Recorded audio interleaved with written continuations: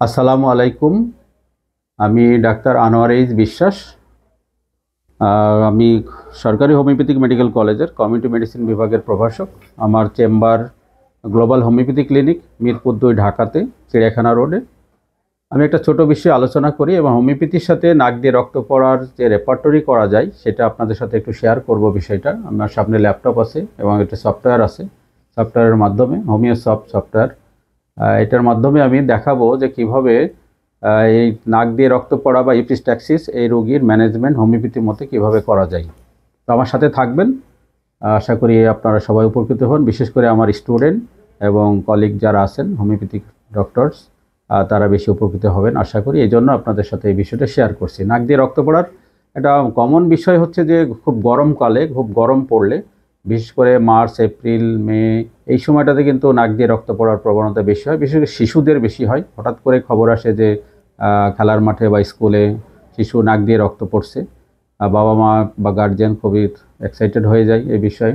তো একটা ছোট্ট ম্যানেজমেন্ট আমরা বলে রাখি যে নাক দিয়ে রক্ত পড়ার সাথে সাথে আমরা কি করব, নাকটা চেপে ধরবো এবং কিছু সময় চেপে ধরবো, আর হচ্ছে একটু কাত করে শুয়ে রাখবো।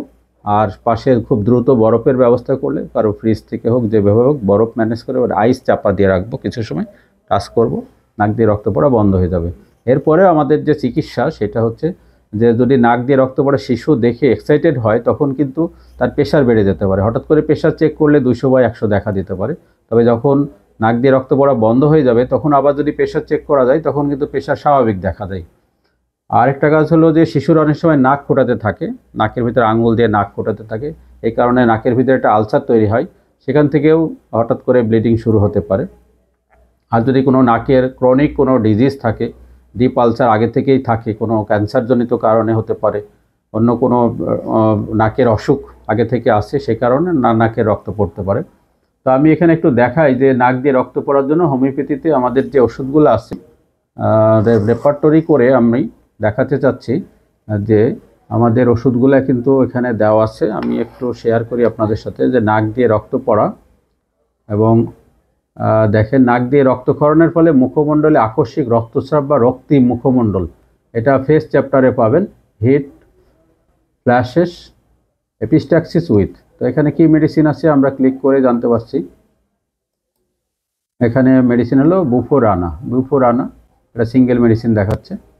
তো এইভাবে আমরা রেপার্টরির সাহায্য নিয়ে আমরা নাক দিয়ে রক্ত পড়া, রক্তক্ষরণ, মানে অনেক সময় ফেন্ট হয়ে যায়, মানে মূর্ছা যায় রোগী। তো সেখানে আমাদের ফার্স্ট গ্রেড, সেকেন্ড গ্রেডের 4টা মেডিসিন আছে: অ্যাকোনাইট, ক্যানাবিস স্যাটাইভা, ইপিকাক এবং ল্যাকেসিস। আবার থার্ড গ্রেডে 2টা মেডিসিন দেখাচ্ছে, এটা হচ্ছে ক্রোকাস এবং ক্রোটেলাস হরিডাস। আর একটা সিঙ্গেল মেডিসিন আমি জানি যে গরম আবহাওয়ার কারণে নাক দিয়ে রক্ত পড়া, সেখানে একটা সিঙ্গেল মেডিসিন এবং সুপার গ্রেডে, সেটা হচ্ছে ক্রোকাস স্যাটাইভা। তো এইভাবে আমরা